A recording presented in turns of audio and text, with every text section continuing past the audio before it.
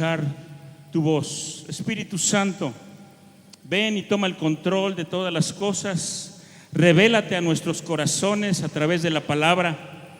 Bendecimos esta palabra, Señor, y declaramos que será una palabra de poder, una palabra que nos llegue hasta lo más profundo de nuestro ser.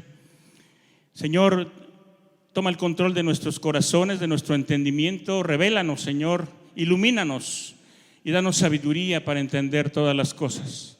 Te lo pedimos en el nombre de Jesús. Amén y amén. Hermano, le voy a pedir que abra por favor su Biblia en el libro de Santiago, capítulo 4, versículo 8. Santiago, capítulo 4, versículo 8.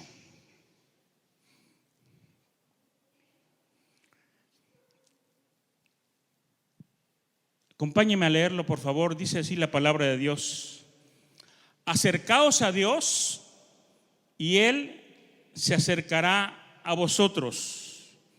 Pecadores, limpiad las manos, y vosotros los de doble ánimo, purificad vuestros corazones. Mire, quiero referirme un poquito a la primera parte. Dice, acercaos a Dios. ¿Y qué va a pasar? Él se acercará a vosotros. Esta mañana quiero compartirle la palabra que ha sido de gran bendición para mi vida, y yo creo que lo va a hacer también para usted. Voy a hablar acerca de la intimidad con Dios, la intimidad con Jesús, la intimidad con Cristo. Mire, en nuestra relación con el Señor y en el camino de conocer a Cristo, nosotros que ya llevamos un tiempo congregándonos, ¿cuál será el nivel de intimidad que tenemos con Jesús? ¿Se ha puesto a pensar en eso? ¿Qué tan cerca estoy de Jesús?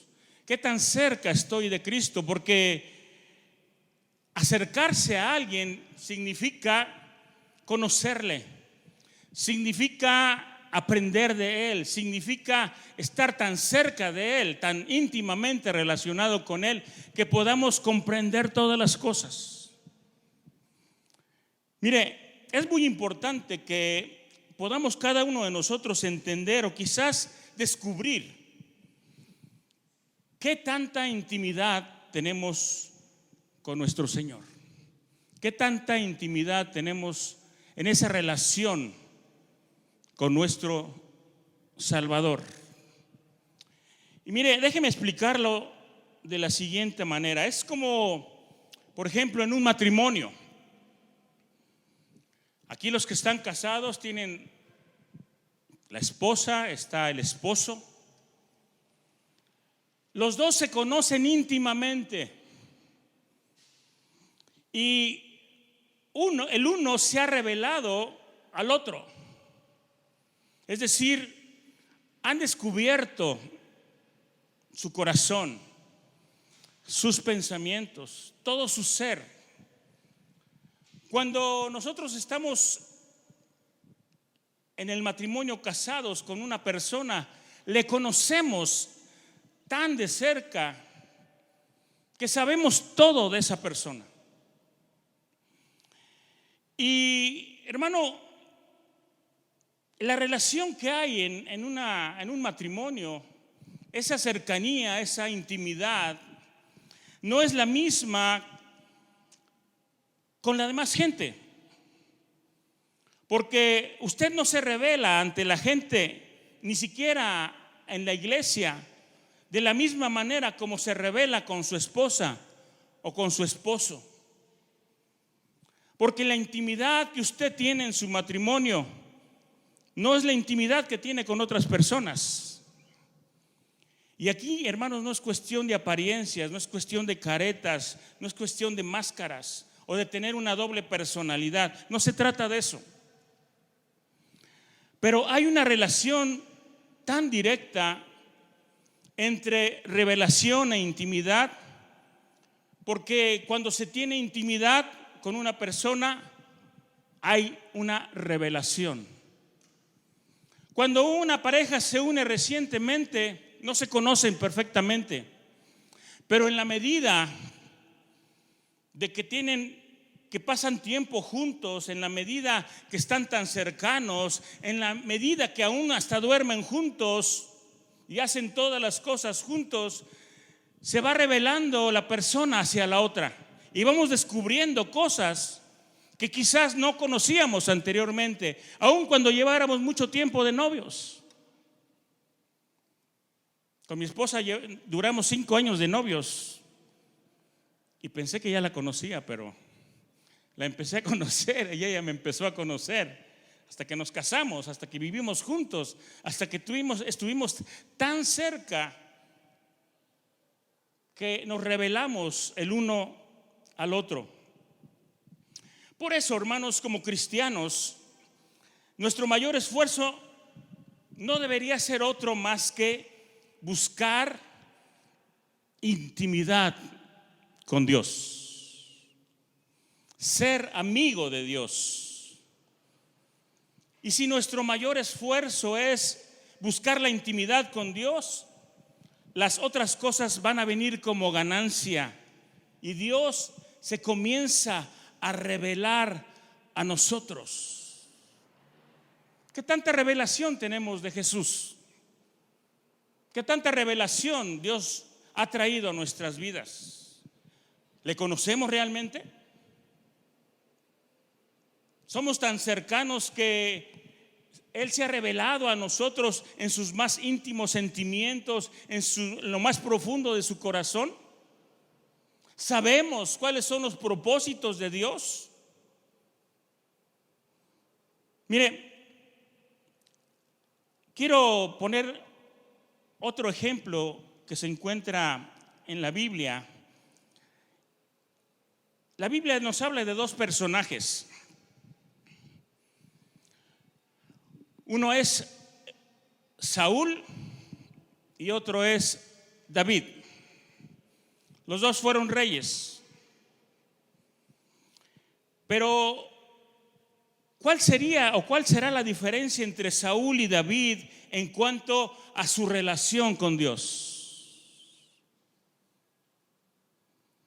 Mire, cuando leemos la historia en la Biblia, sinceramente, desde una perspectiva humana, entendemos que los 2 cometieron pecado delante de Dios. Pero ¿cuál sería el mayor pecado? ¿El de Saúl o el de David? ¿Cuál piensa usted que fue?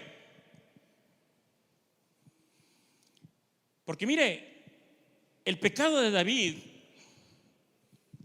hablando de las personas de Urías y Betsabé, la historia nos dice que David le quitó la mujer a otro hombre, y no a cualquier hombre, sino al jefe de su ejército.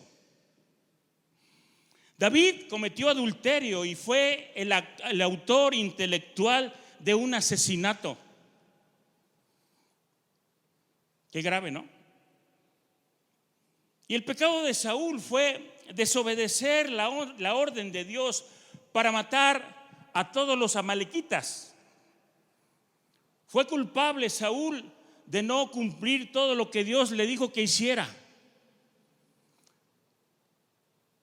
Saúl no cumplió con todo lo que Dios le dijo. Así es que solamente obedeció a Dios de manera parcial. Y recordemos, hermanos, que obediencia parcial es igual a desobediencia. O como decimos otras veces, obediencia retardada es igual a desobediencia. Nosotros diríamos entonces que el pecado de David fue el peor. Pero déjeme recordarle algo. Dios no mira como el hombre mira. Dios mira el corazón. Y cuando el profeta Samuel, por un lado, confronta a Saúl con su pecado, Saúl confiesa. En un momento dado, Saúl confiesa y dice: sí, yo pequé delante de Dios, pero mire lo que hace Saúl. Saúl le dice al profeta Samuel: ven delante de mis hombres, ven delante de mi corte y hónrame, y vamos a ofrecer sacrificio juntos. Esa fue la actitud de Saúl. Saúl sí confiesa su pecado, pero su principal preocupación no está en que lastimó el corazón de Dios con esa desobediencia. Su preocupación está en su propia honra. Saúl no quería ser deshonrado, y menos que toda la gente lo supiera. Saúl dice: voy a perder mi propia honra delante de mi gente. Y estaba preocupado, muy preocupado por eso. Pero David, cuando es confrontado delante de su corte por medio del profeta Natán, porque déjeme decirle que Dios manda a sus profetas a confrontar a los que están en autoridad. Dice la palabra de Dios que David reconoció su pecado delante de Dios, se humilló, cayó al suelo, puso en su ropa cenizas, y David se humilló delante de Dios y delante de todos. Y lo que David está haciendo, es decir, prácticamente mi preocupación principal no es que me quiten el trono, no es que me quiten la corona. Mi preocupación principal es que lastimé el corazón de Dios, y en un momento dado él dice a Dios: me puedes quitar todo, Señor, pero no me quites tu Santo Espíritu. Eso es lo que David está diciendo ahí en el Salmo 51. No quites de mí tu Santo Espíritu. Le dice al Señor: vuelve a darme el gozo de tu salvación. Había una genuina preocupación en David. Sabía que había lastimado el corazón de Dios, y se arrepintió y se humilló, y lo único que le interesaba es volver a tener nuevamente la relación con el Espíritu Santo y la relación con Dios. No le importaba el trono, no le importaba la corona, no le importaba que se burlaran de él, no le importaba que lo criticaran y lo juzgaran, no. Lo único que le importaba era su Señor.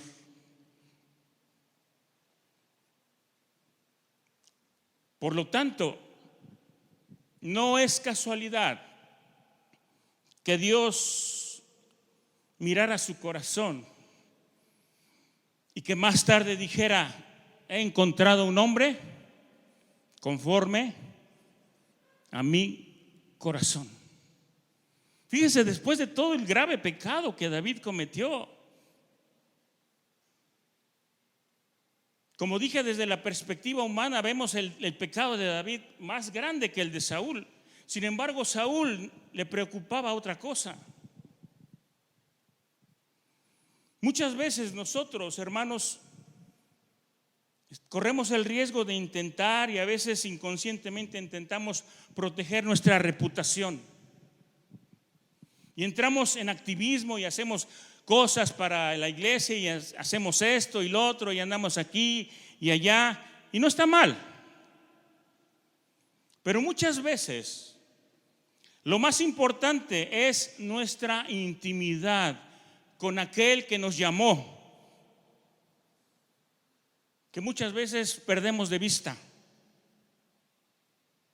Entramos a actuar en forma automática, perdemos la sensibilidad de oír la voz de Dios por no tener una buena relación con Él y por no tener intimidad con Él.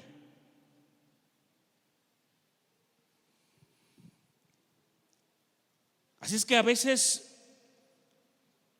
perdemos esa sensibilidad de poder hacer las cosas de la manera en que Dios quiere, bajo su dirección y no en la forma que nosotros queramos hacerlas. A veces nos ponemos a hacer cosas para agradar a Dios, pero no es lo que Dios quiere que hagamos.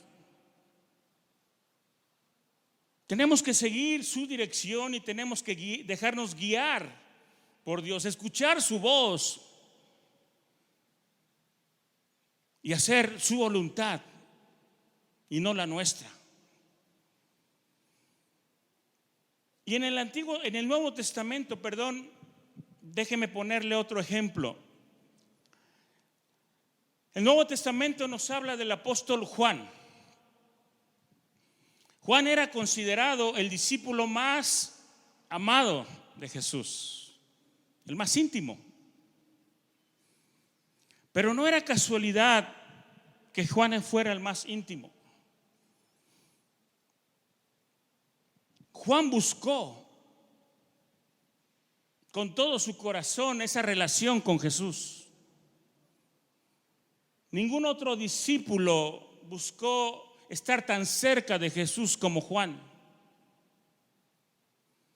Por eso tampoco es casualidad que él recibiera hacia el final de sus días una gran revelación de parte de Dios, que fue el libro del Apocalipsis, porque Apocalipsis significa revelación. Porque, vuelvo a repetir, intimidad genera revelación. Por tanto, Juan buscaba eso. Él era el más íntimo con Jesús, al punto, hermanos, de que cuando Jesús está en la cruz, Jesús desde allá arriba, clavado en la cruz, ve a Juan y le entrega a María, la madre de Jesús. Y prácticamente le dice a Juan: Juan, ahí está tu madre, cuídala.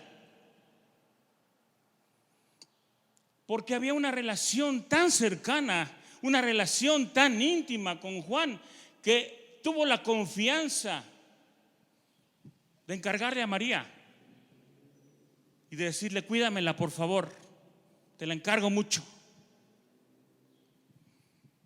Y es que, hermanos, debemos ver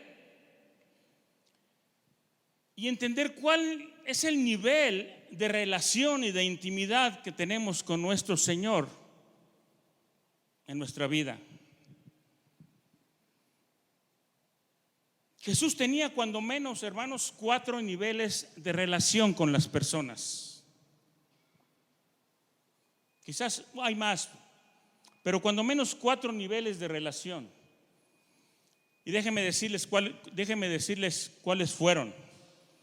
Número 1, Jesús tenía relación con la multitud, con toda esa gente que le seguía.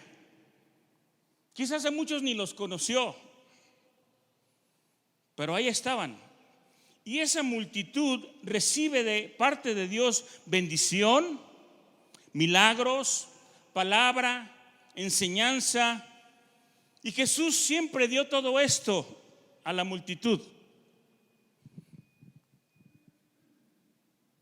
Pero no había una relación tan cercana con Él. Nosotros a veces queremos tratar a las personas, queremos tratar a todos en un mismo nivel de relación, pero no siempre debe ser así. Lo que a veces tratamos de hacer es tratar a todos igual, con el afán de no hacer acepciones. Pero no se trata, hermanos, de hacer acepciones, porque usted va a amar a todos, va a servir a todos, pero usted debe tener conciencia de quién es quién y en qué nivel de relacionamiento se encuentra con las personas, porque usted no se va a revelar de la misma forma a toda la gente. Jesús entonces tenía la multitud en un nivel de relación.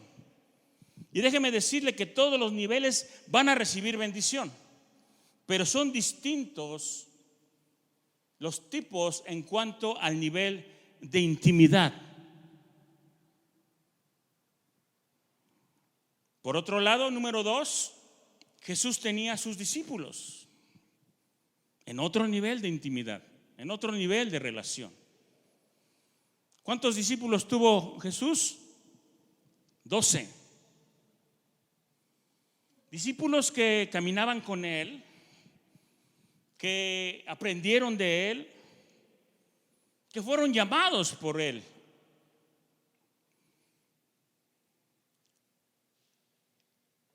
Y estos discípulos, 12 discípulos, dice la palabra, que estuvieron con Él durante todo el tiempo que Jesús estuvo con ellos después que los llamó.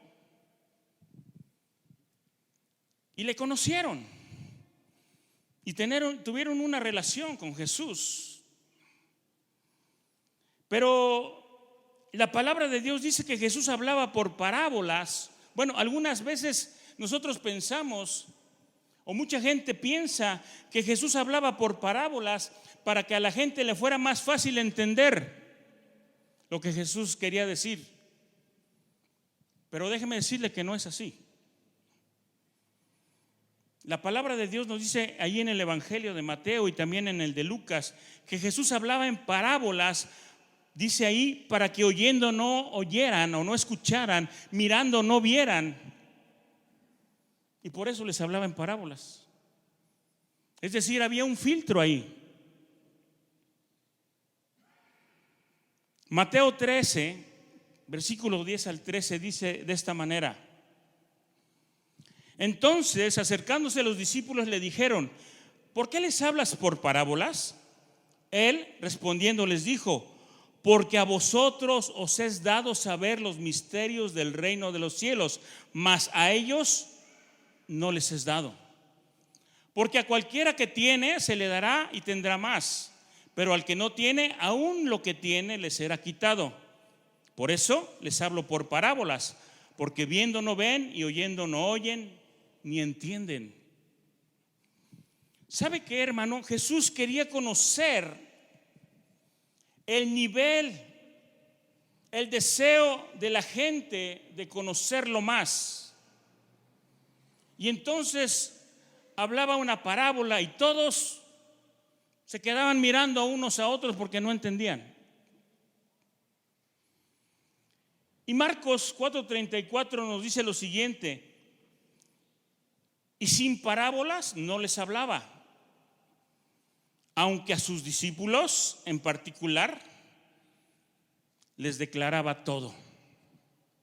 Fíjese entonces, a la multitud les hablaba en parábolas y la multitud no entendía. Pero la gente no entendía y no se acercaba a Jesús para preguntarle: oye, maestro, ¿qué quisiste decir con eso? Nada más se quedaban viendo unos a otros.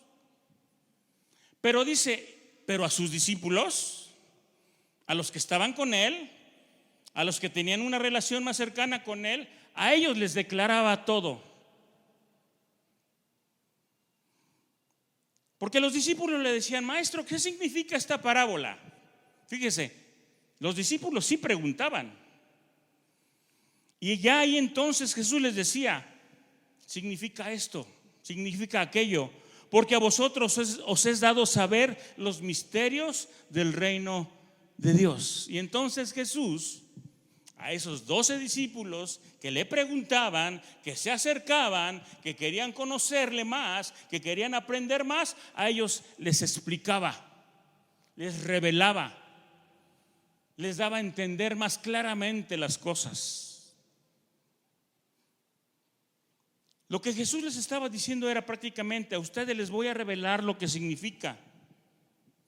Entonces, ¿podemos ver la diferencia? Cuanto más íntimo, mayor es la revelación. Cuanto más íntimo, mayor es la revelación. Número 3. Pero aun cuando Jesús tenía a sus 12 discípulos, había 3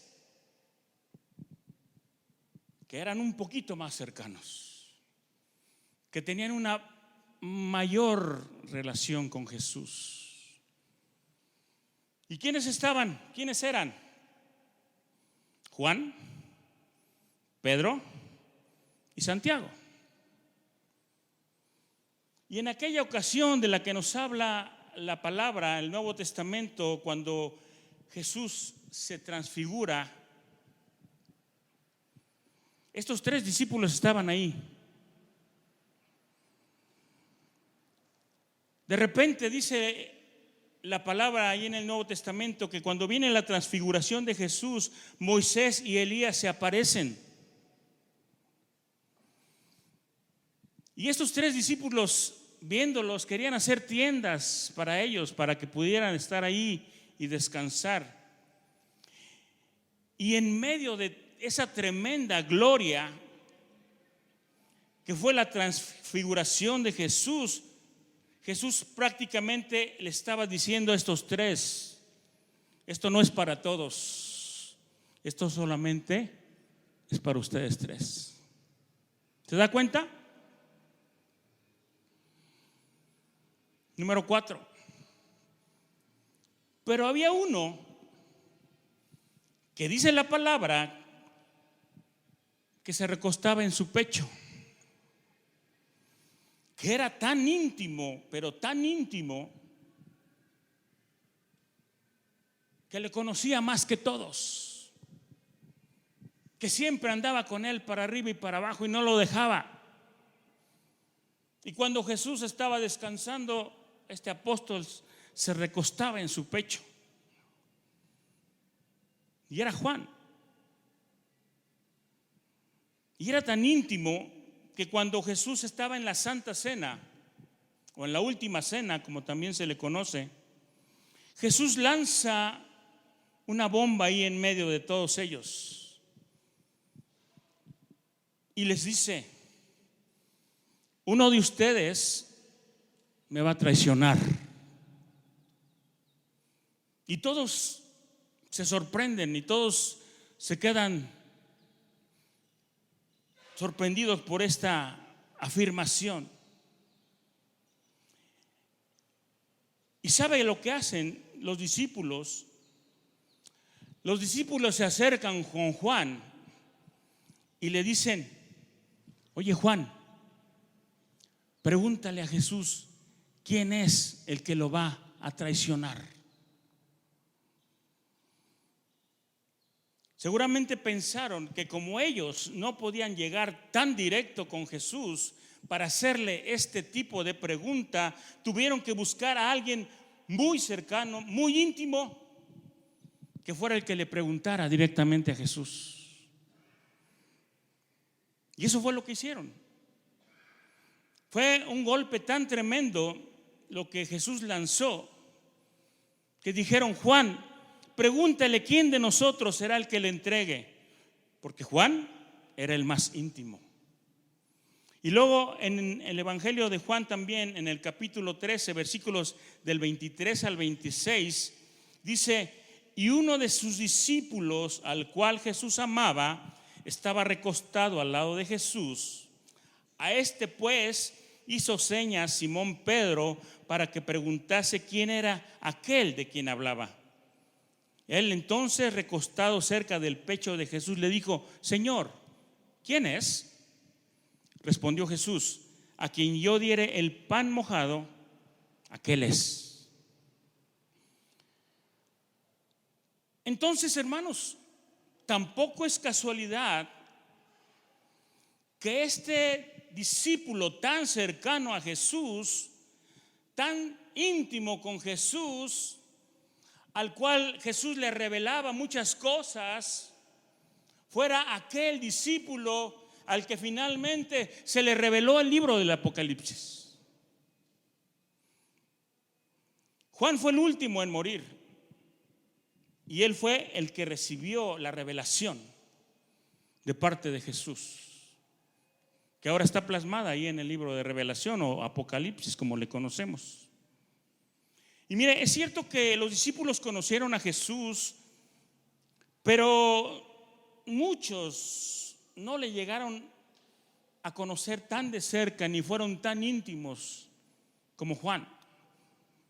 Un día los discípulos estaban con él en el mar de Galilea y vino una gran tormenta, ¿se acuerda? Y Jesús en un momento dado le habla a la tormenta y al mar, y los discípulos preguntan: ¿quién es este que aún el viento y el mar le obedecen? Ellos, en otras palabras, están diciendo: sabíamos que Jesús hace a los cojos caminar, sabíamos que Él hace multiplicar el pan, sabíamos que Él era capaz aún de resucitar al muerto, pero ¿quién es este que hasta el viento y el mar le obedecen? Pero ¿cómo pueden preguntar, hermanos, eso? ¿Cómo los discípulos pueden preguntar quién es este si estuvieron con Él y vieron todas las cosas que Jesús hizo? Caminaron con Jesús 3 años, estuvieron juntos en muchos momentos, fueron a comer juntos.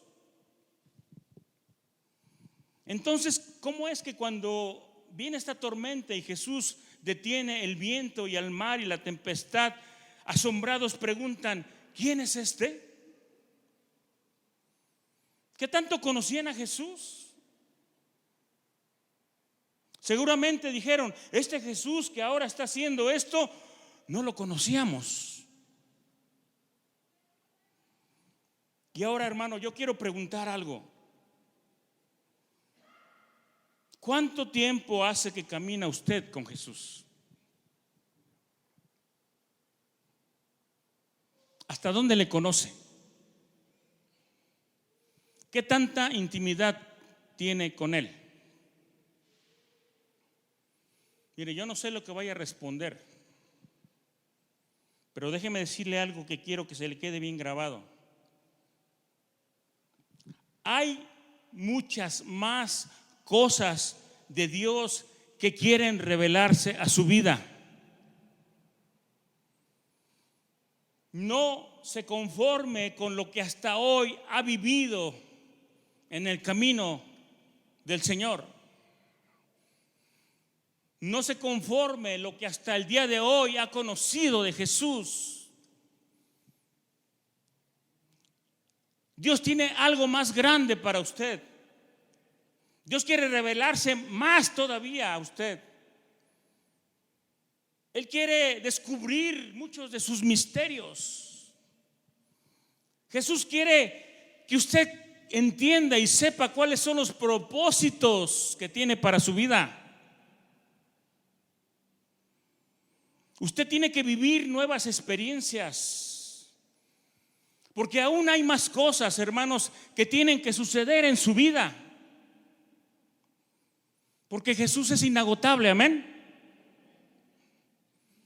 Antes que usted llegue a ese tiempo final para pasar a la vida eterna, Jesús tiene más para ti. Cosas que te van a sorprender todavía. Cosas que nunca tus ojos han visto ni tus oídos han oído. Son las que Dios tiene para los que le aman. Juan caminó con Jesús toda su vida, pero al final de sus días, cuando ya se encuentra en la isla de Patmos, y dicen que tenía más de 80 años, él se acordaba de todas las vivencias con Jesús y él prácticamente platicaba y decía: usted no sabe, cuando yo era joven yo caminaba con Jesús, cuando era joven Jesús multiplicó el pan y yo le vi hacer muchas cosas y también vi muchos milagros. Pero cuando Juan está en Egipto, en esa isla de Patmos, él tuvo la mayor revelación de toda su vida.